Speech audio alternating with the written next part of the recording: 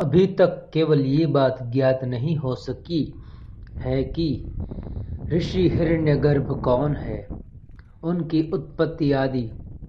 लेकिन इन्हीं हिरण्यगर्भ ऋषि को समाधि और योग का प्रथम आचार्य मानकर कौलांतक पीठ पूजता है। इन्हीं ऋषि के द्वारा पृथ्वी पर योग विद्या का आगमन हुआ माना जाता है। सबसे पहले कौलांतक पीठ के सहस्त्रों ऋषियों ने लंबी आयु, स्वस्थ जीवन, दिव्य आचरण और कुल कुंडलिनी शक्ति के जागरण के लिए इस विद्या को अपने गुरु हिरण्यगर्भ जी से सीखा। उन्हीं के बाद योग के अन्य ऋषि जैसे पंचशिखाचार्य, वार्षगण्याचार्य, जैगिशव्याचार्य, पतंजलि आदि ने उसी विद्या को आगे बढ़ाया। हिरण्यगर्भ सिद्धांत के अनुसार कौल कुंडलिनी चक्रों को कहा जाता है।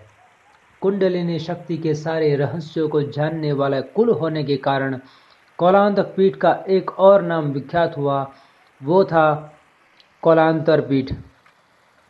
यहाँ संदर्भ में ये भी आता है कि पंचतंत्र चक्रों का अधिष्ठाता होने के कारण भी यही नाम कौलांतर पीठ पड़ा।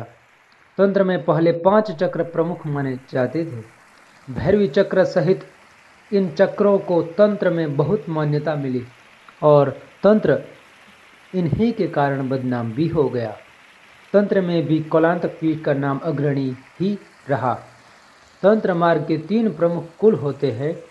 पहला कालीकुल, दूसरा मृकुल, तीसरा श्रीकुल। इनमें से केवल 2 ही कुल साधारण लोगों के लिए साधनागम्य है। मृकुल को गुप्त रखा जाता है।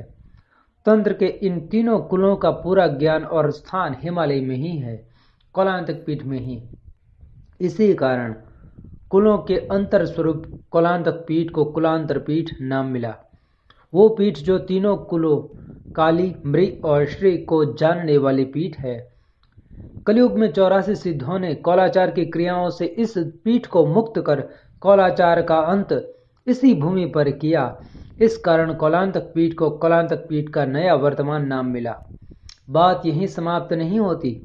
इस पीठ को कुलांतर पीठ भी कहा गया क्योंकि तत्कालीन समाज में और शायद बहुत सी जगह आज भी स्त्री को गायत्री, योग, 10 महाविद्या, तंत्र साधना, वेदोच्चार करने की अनुमति नहीं थी और साधना की अनुमति भी नहीं थी। किसी भी गुरु से कोई कुंवारी कन्या या विवाहिता दीक्षा नहीं ले सकती थी। यदि किसी कारण लेनी ही पड़ जाए तो पिता के साथ या पति की आज्ञा मिलने पर उनके साथ ही धर्म मार्ग की दीक्षा लेने दी जाती थी, जबकि पुरुषों पर ऐसा कोई बंधन नहीं था। उस समय से केवल एकमात्र पीठ कौलांतक पीठ ही ऐसा स्थान था जहां स्त्री को बिना किसी की अनुमति के अपनी स्वतंत्रता से दीक्षा लेने का और साधना करने का अधिकार था, जिस कारण बहुत से लोग ये बात सह नहीं पाए और उन्होंने शत्रु भाव से ग्रसित होकर इस परम दिव्य पावनी पीठ का नाम द्वेषवश कुलांतर पीठ रख दिया, जिसका अर्थ होता है कुला अर्थात स्त्री, अंतर अर्थात भेद, यानी कि स्त्रियों के भेद को न मानने वाला पीठ। यह सब उस समय कौलांतक पीठ ने किया जबकि कहा जाता था कि साधना में औरत की परछाई पड़ जाने से अमंगल होता है। तत्कालीन कुछ तथाकथित योगी मठाधीश कई फुट की दूरी से महिलाओं को दर्शन की अनुमति देते थे। विश्व के सभी धर्मों में स्थित परंपराओं से बहुत अलग है कौलांतक पीठ की परंपराएं। इसकी परंपराएं एवं मान्यताएं अभी तक संसार के सामने नहीं आ सकी है। केवल सिद्ध और कुछ एक गुप्त नाथ योगी ही इसकी जानकारी रखते हैं। अधिकांश ज्ञान मौखिक ही दिया जाता है। हिमाचल के जिला कुल्लू में सोलंग नाला के ऊंचे पर्वत एवं सिद्ध भूमि नामक स्थान को, मणिकर्ण घाटी के पर्वतों को, बंजार घाटी के हंसकुंड क्षेत्र के पर्वत, धाराखरी नाम के गांव के जोगिनीगंधा पर्वत, सेंज घाटी के खंडाधार पर्वतों को पीठ भूमि माना जाता है। कहीं कहीं ये भी जिक्र है कि भुंतर के निकट जिला को भी प्रमुख भूमि माना जाता है। ये केवल आंशिक विवरण है। महर्षि लोमेश को कौलांतक पीठ का महाचिरंजीवी प्रमुख पीठाधीश्वर माना जाता है। कुरुकुला देवी की कथा के अनुसार स्वयं भगवान शिव ने कैलाश मानसरोवर के तट पर महर्षि लोमेश जी को पीठाधीश्वर नियुक्त किया। इन सब से अलग पौराणिक कथा के अनुसार जब माता सती का दक्ष यज्ञ में जला शरीर लेकर भगवान शिव हिमालय में विचरण कर रहे थे, तो भगवान विष्णु जी ने अपने चक्र से माता सती का शरीर काटकर टुकड़ों में बांट दिया, जिस कारण 108 दिव्य महाशक्ति के अनुपम शक्तिपीठ इस धरा पर बने, जिनमें से 51 शक्तिपीठों को प्रकट रूप में जगत हित के कारण सामने लाया गया, शेष गुप्त साधना हेतु रहस्य रखे गए। कहीं कहीं इनकी संख्या 54 या 64 भी कही गई है। इनमें से ही एक है कौलांतक पीठ, जहां माता सती की जंघा गिरी थी। लेकिन स्वयं कौलांतक पीठ में प्रचलित कथा के अनुसार चतुर्थ मनवंतर में पृथ्वी पर पाप बहुत फैल गया था, जिससे पृथ्वी नष्ट होने लगी। तब ऋषियों ने स्वयं शिव से पृथ्वी पर आकर रहने की प्रार्थना की। माता शक्ति और शिव ने लोक कल्याण के लिए सागर से हिमालय को उत्पन्न किया और उस पर स्थित हो गए। यही महाहिमालय कौलांतक पीठ कहलाता है। पीठ शैव और शाक्त मतानुसार पूजन साधनों को अपनाता है।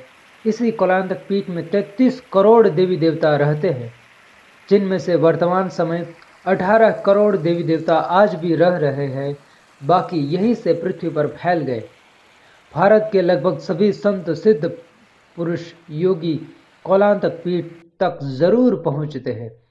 उन्होंने अलग अलग नामों से इसका वर्णन किया है। तंत्र मत कहता है कि कौलांतक पीठ के 21 द्वार है, जिनमें से एक द्वार उत्तरांचल में है, एक जम्मू और कश्मीर में, एक पाकिस्तान, एक नेपाल, 3 तिब्बत, एक भूटान और वर्मा में है। इनको कौलांतक पीठ के प्रमुख 9 द्वार कहा जाता है। कौलांतक पीठ में योगी, यति, सन्यासी, ऋषि मुनि, अघोरी, तांत्रिक, मनीषी, भैरव भैरवियां, अप्सराएं, भूत, प्रेत, पिशाच, किन्नर, किरात, यक्ष, गंधर्व, ब्रह्म, राक्षस आदि नाना प्रकार की योनियां स्थित है, वह साधनाएं करते हैं। अति संक्षेप में यही कौलांतक पीठ है।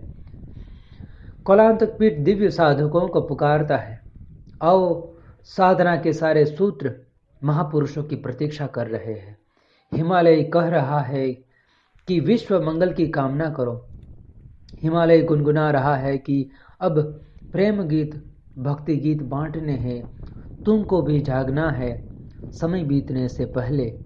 समय पर सवार होकर बनना है युग पुरुष, करना है आत्म साक्षात्कार।